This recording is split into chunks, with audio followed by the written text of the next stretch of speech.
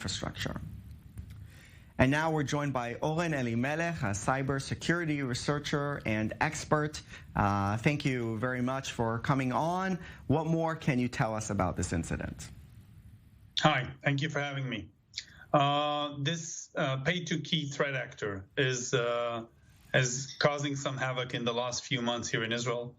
It is considered to be a fort from other Iranian groups that has targeted Israeli and to cause damage, disruptions to various companies.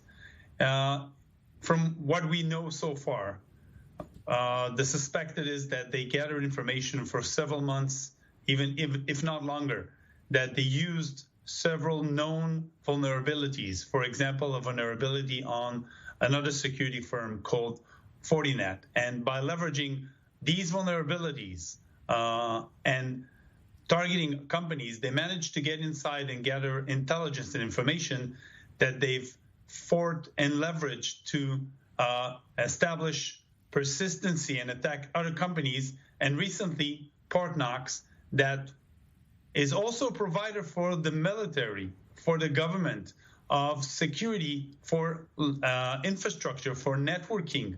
And by leveraging these capabilities, they now have password and credential that might enable them to get even more stronger attack vectors on various companies that use Partnox companies. So what really does this all mean as far as security of Israeli firms and Israeli infrastructure? Are the Iranians really capable of making inroads and causing serious damage? We are reacting really fast, and I can tell you that companies, especially in Israel, we share information. We have the National Cyber Directorate that's helping us, and we have other security firms working diligently in order to stop them. So these attacks are causing disruption, but not major damage. And they gather information, and from what we've signed information that we analyzed so far, they have some logs, some system events, but nothing that will cause a major damage to organizations or companies if they work effectively to mitigate those exposure that they are aware of now.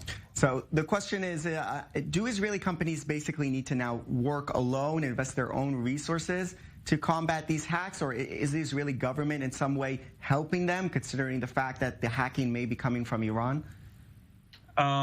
Yes, the Israeli National Cyber Directorate is helping, is releasing information, sharing indicators of compromise, tips, and they have a hotline for the national CERT that enables companies to contact and receive support.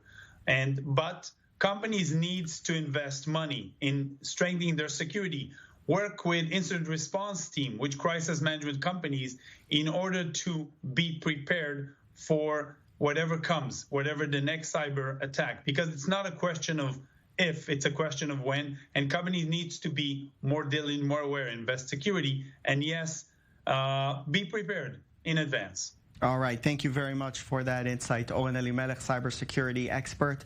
Thank you.